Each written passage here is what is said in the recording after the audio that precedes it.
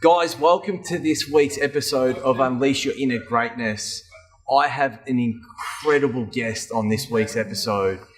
He's a New York Times bestseller, one of the world's leading sales experts, international keynote speaker, and incredible family man, Grant Cardone. Thank you. The last thing's the best thing. I appreciate your time. Thank you so much for appearing on the show. Thank you for being interested. Pleasure.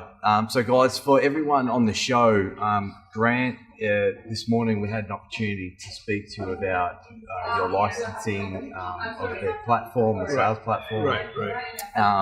But I'd like to start the show just by really grounding you and asking you what you're grateful for at the moment and what's been the highlight of 2018 for you. Yeah. So look, I'm grateful for being able to come to other parts of the world, not have to worry about how long I can stay or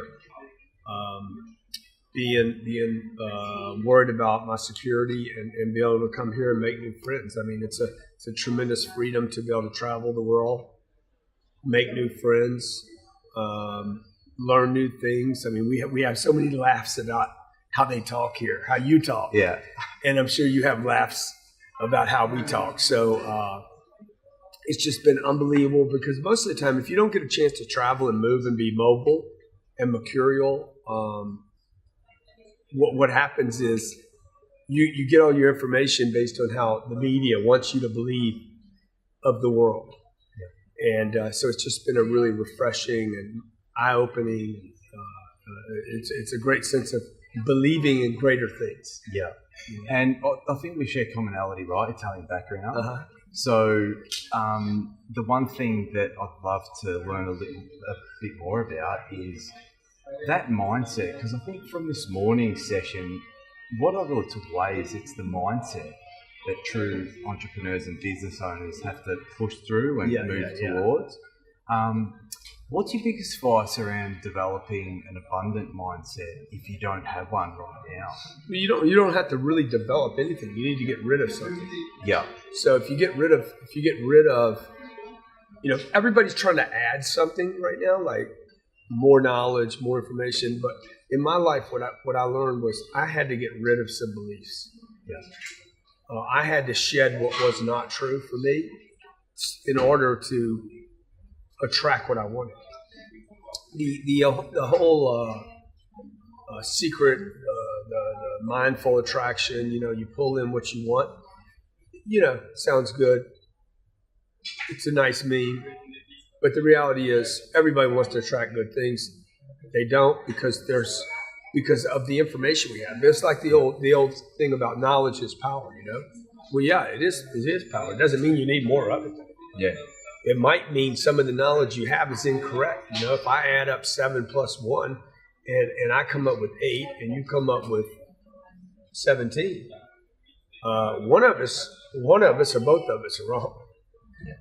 So we just have a lot of information. We're all walking around with a lot of information that's just incorrect. What our parents told us about money, how to make money, how to multiply money, what's a good investment, what's not a good investment, what's a risk, what's not a risk, what's a return on investment. There's a lot of untrue information in the marketplace today, either because it's outdated or because it was never true. Yeah. And what was the biggest limiting belief that you had to overcome? I mean, because you're doing big things. Yeah, and again, it wasn't about limiting; it was about incorrect. Incorrect. Yeah. It wasn't even a limiting. It was just a wrong calculation. Yeah. So my mother didn't know how to make money. So if you don't know how to go get money, by the way, you don't need to make money. Like everybody's saying, I got to make money. I need to make more money. I got to make more money. It's actually against the law in every country on the planet. Here, I think the Queen probably is the one that gets to approve who makes money and who doesn't. Yeah. And so you don't need to make money. You need to connect with money, and you need money flowing through. I don't even need to keep it, right? I really what you want to do with money is you want to control money. And so if that's a limiting belief, or probably better, an incorrect belief, there's no shortage of it. There's plenty of it around. They produce it every day. It's manufactured. There's more money than there are trees. And I need to connect with it. I need to learn how to flow with it. I need to learn how to use it. You know. So, but the first thing, you can't, stacking that data on top of a person's core beliefs. I need to make money, or I need to save money. Adding more data on top of that just makes a mess. That's why so many people don't do anything with the information they have. Yeah. And I think data conflicts, and when it conflicts, when a person, when you tell me to go north and someone else says go south, I go nowhere. And it's interesting. I love the fact that you say that a lot of people collate a lot of information. Yeah. But it's the action takers that actually sort of go places. Yeah. How do you go about setting your day-to-day to achieve maximum results in your business? Can I get a Diet Coke? Oh, thanks. How do I mean, what's the one thing that you do? Look, I don't listen. I don't listen to 17 people. Yeah. The way I get a lot done is I know where I want to go, and I get somebody to support that. Like I don't listen to Tony and then Gary and John and then Bob and then David and Sherry, and I'm not getting my data. I go in the kitchen. There's one cook, and there's a guy giving me a recipe. So if I'm going to burn the meal, I'm going to burn it. People are getting data from so many places. They don't know what meal are we even cooking anymore. So if you listen to me and then you get off and go Google search somebody else on debt, you're probably going to see that I'm an idiot on debt, and everybody else wants to get rid of it. Yeah. So or I'm the guy that's right, and they're wrong. But typically, what happens is when the person does this, they have so much data they don't know what to do. Yeah. And it goes back to your platform that we learned about this morning. For example, Cardone University. Yeah. I'm sure you're really passionate about it. You've 1,500 videos in the platform. Yeah. We see you everywhere, so compliments on firstly having the courage to put yourself out there. Yeah, thank you. Because it inspires other people, and hopefully on this show, someone maybe who doesn't feel inspired at the moment will listen to this and get some inspiration to follow their dreams. Yeah. And I think that's sort of the outcome of what I want to achieve with the show. Yeah. But, how do you dream it? You've gotten to a certain stage. How are you dreaming big from here on? I know you want to expand into Australia as well and worldwide. You're here in London and people are loving you here. Yeah. What's the expansion plans for Australia? So the first thing that I do is I don't go into the, like I just kind of move, I only ask other people to do what I do. So I want to go international, then that's not an idea. I mean, it is an idea, but it will remain an idea unless I support it with time and money. Yeah. So when I tell people, look, every commitment, oh, you didn't get that almond for me, did you? Okay. Oh my gosh, this thing.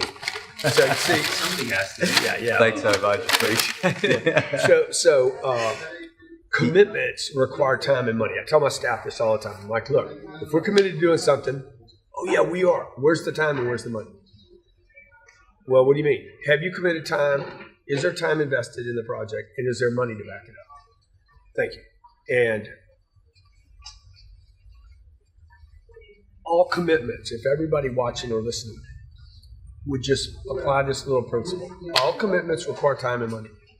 So if you say, man, I'm committed to going around the world, then the next thing you need to do is you need to get the transportation and have the schedule set to start going around the world. So when we decided, hey, we're going to go global, I'm like, okay, what equipment do we need to go global? I immediately if I want an idea to become manifested in the physical universe, then I need to follow it up with time and money, because I live in a universe where there's time and money involved. Yeah. So we went and bought a jet. I bought a jet so I could. Actually had a jet, sold the jet I had, bought a jet that could reach further. I can spend 14 hours in the air getting to London without stopping. Yeah. So again, that's a massive commitment, and this is the difference, I think, the major difference between the big dreamers and the dreamers, the big dreamers. Yeah. The big dreamers that do something, okay, they take risks. They're not trying to save anything. They're trying to get somewhere, right? So you can't get somewhere if you just stay in. Yeah. And so, I mean, it's so simple. But you see, again, if you believe it takes money to make money, which most of us have been taught, Yeah.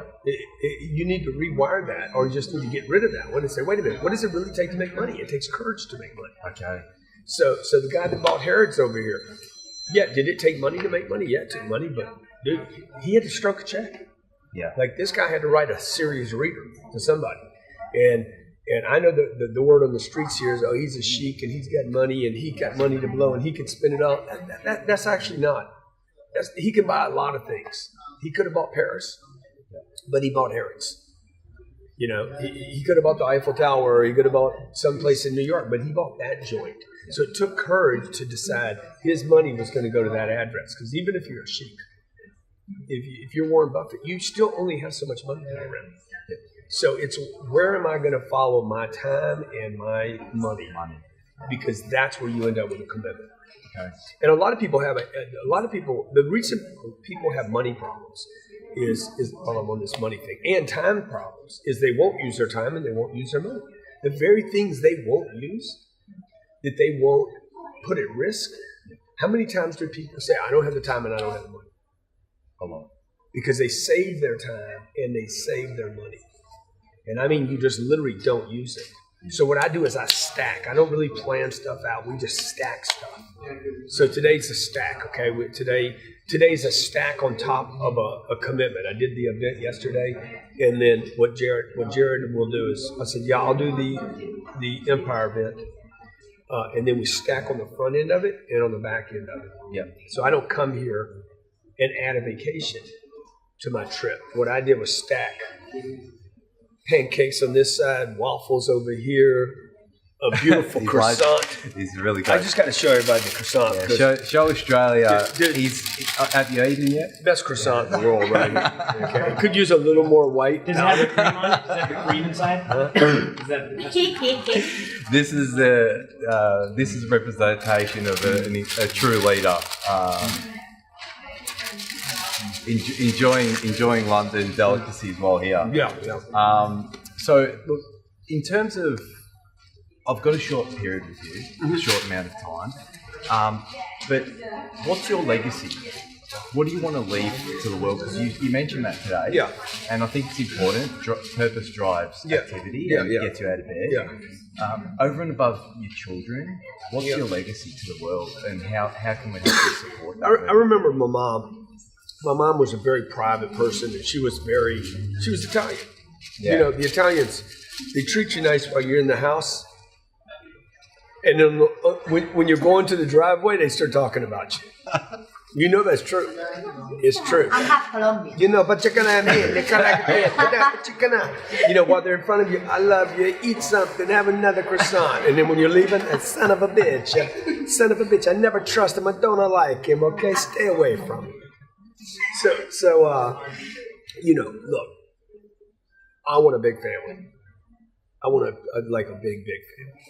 And a big family for me is not 2 kids and a wife. You know, I want a lot of friends. I want a lot of people. I want my kids to have friends all over the world. And I want people 50 years from now.